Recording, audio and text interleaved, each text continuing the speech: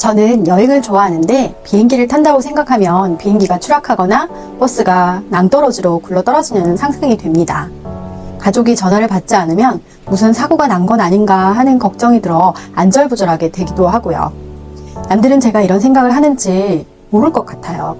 근데 저는 이런 생각을 많이 해서 불안할 때는 손에 아무 일도 안 잡힐 때가 많아요. 이럴 땐 어찌해야 하나요?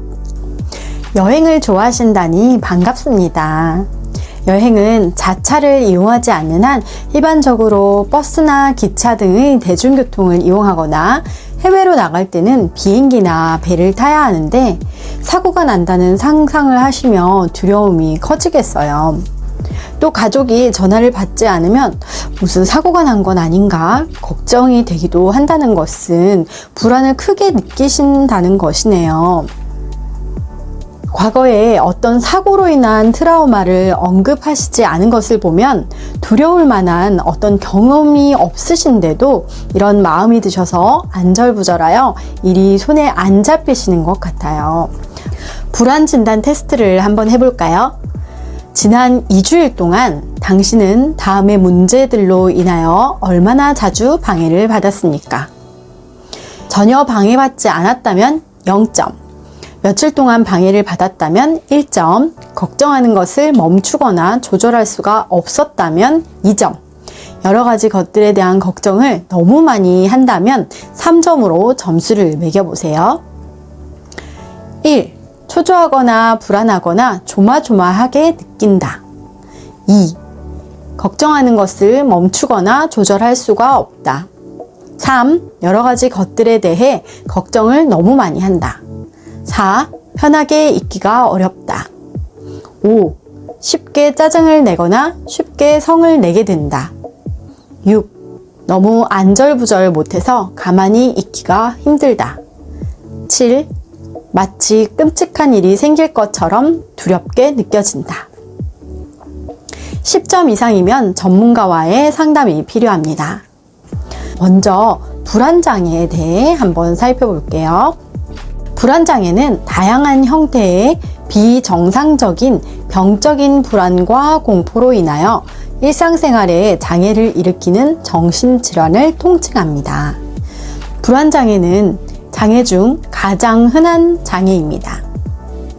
불안장애는 31.2%, 우울증은 16.9%, 충동조절장애는 25%이며 전 세계 인구 15%가 살면서 한 번쯤 불안장애를 겪습니다.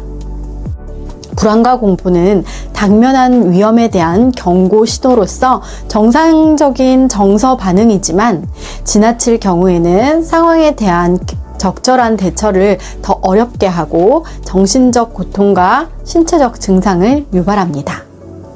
불안장애에 해당하는 질환으로는 공황장애, 광장공포증, 특정공포증, 범불안장애, 사회불안장애, 선택적 항구증, 분리불안장애 등이 포함됩니다.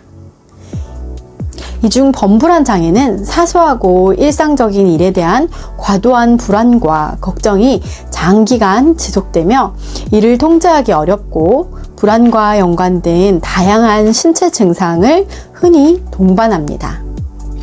일상의 모든 위험, 비현실적이고 과도한 공포에 시달리게 됩니다. 그 공포가 겁이나 뱀 같은 것이 아니라 실제로 일어나는 일에 대한 지나친 불안과 두려움입니다. 범불안장애는 램프 증후군이라고 불리기도 하는데 실제로 일어날 가능성이 없는 일에 대해 마치 알라딘의 요술램프 요정 지니를 불러내듯 수시로 꺼내보면서 걱정하는 현상을 말합니다. 심리학적 용어로 과잉근심 증후군이라고 불리기도 하고 가장 가까운 정식 의학 용어가 범불안장애입니다.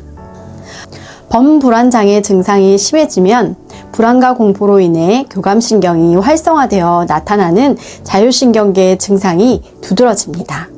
가슴 두근거림, 빈맥, 혈압 상승과 같은 심혈관계 증상을 비롯하여 초조, 떨림, 과호흡, 어지럼증, 두통, 빈뇨, 저림, 동공 확장 등의 증상도 자주 나타납니다. 스트레스를 받거나 우울증, 다른 불안 장애가 겹치면 증상이 더욱 악화될 수 있습니다. 불안 장애라고 판단이 된다면 가장 먼저 해볼 수 있는 것이 자가치료입니다. 공포치료의 기본 원칙은 노출을 하는 것인데 스스로 그 상황에 노출해보며 걱정하는 일이 일어나지 않는다는 것을 확인하는 것입니다. 두려운 일을 계속 피하기만 하면 공포심이 굳어질 수 있습니다. 두려워하는 것을 적어보는 것도 좋습니다. 매일매일 과도한 걱정을 하고 있다면 자신이 걱정하는 것에 대해 매일 글을 써보고 그와 반대되는 생각을 하는 연습을 하는 것도 좋습니다. 일종의 감정일지를 쓰는 것인데 이러한 감정일지를 쓰다 보면 자신의 사고 패턴을 알 수 있습니다. 자신의 자동적 사고가 비합리적인, 역기능적인 사고라는 것을 감지하면 부정적인 감정을 선택하는 오류를 줄일 수 있고 상황을 객관적으로 바라보는 능력이 생깁니다. 그 상황을 내가 어떤 감정으로 느끼고 있는지 알아차리는 것도 좋은 방법입니다. 노출을 했는데 성공하지 못하고 두려움이 더욱 커진다면 심리치료사를 만나 반년 이상 지속적으로 대화할 뿐만 아니라 노출치료를 함께하여 두려워하는 상황에 노출을 시키며 인지행동 치료를 진행하는 것도 좋습니다. 자신이 걱정했던 일이 일어나지 않은 것을 확인하고 걱정이 근거 없다는 것을 알게 될 것입니다. 약물치료는 대체적으로 항우울제와 항불안제를 이용한 약물치료가 자주 사용됩니다. 적절한 치료를 받으면 불안 정도가 감소하고 회복될 수 있으나 많은 경우 재발이 잘 되고 경과가 만성화되기도 합니다. 불안장애는 흔히 우울증, 양극성 장애 등의 기분장애를 동반하며 불안을 줄이기 위하여 술을 자주 마시게 되기도 하는데 알코올 의존과 같은 중독 질환이 발생하기도 합니다. 불안장애는 다양한 원인에 의해서 발생하며 대부분은 예방이 어렵지만 휴식, 취미활동, 심호흡 등의 유연을 통해 스트레스를 조절하고 관리하는 것이 필요합니다.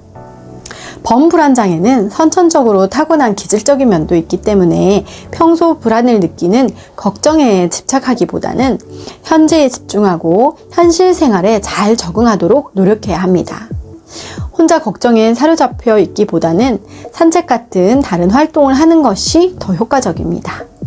명상, 복식호흡, 스트레칭, 근육이완법도 몸의 긴장을 풀어주는 데 도움이 됩니다. 미국의 심리학자 어니 젤린스키는 우리가 하는 걱정의 40%는 절대 현실에서 일어나지 않는 일이고 30%는 이미 일어난 사건, 22%는 사소한 고민이며 4%만이 우리 힘으로 바꿀 수 있는 일이다 라고 했습니다. 즉 96%의 걱정은 할 필요가 없다는 것입니다. 꼭 기억하세요. 우리가 하는 96%는 걱정할 필요가 없습니다. 다 잘 될 겁니다. 괜찮습니다.